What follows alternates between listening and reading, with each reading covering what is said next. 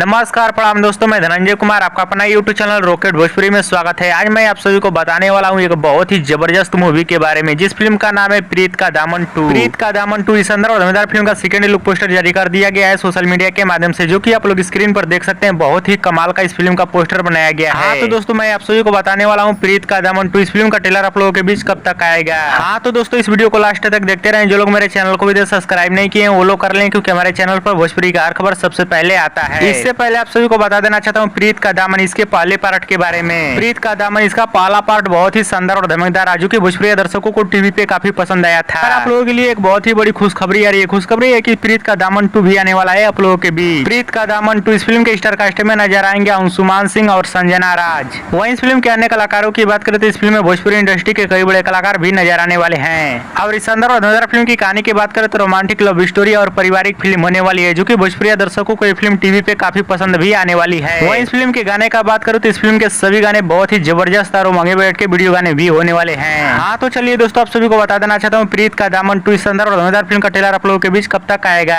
Media report के माध्यम से बताया जा रहा है कि प्रीत का दामन 2 इस शानदार और धमाकेदार फिल्म का ट्रेलर आप लोगों के बीच बहुत जल्द आने वाला है। और मीडिया रिपोर्ट के माध्यम से भी बताया जा रहा है कि बहुत जल्दी शानदार और धमाकेदार फिल्म को टीवी पे भी चलाया जाएगा। और दोस्तों ये मेरा वीडियो पसंद है तो ज्यादा से ज्यादा लाइक करे, कमेंट करे, शेयर करे, सब्सक्राइब करे। धन्यवाद दोस्तों।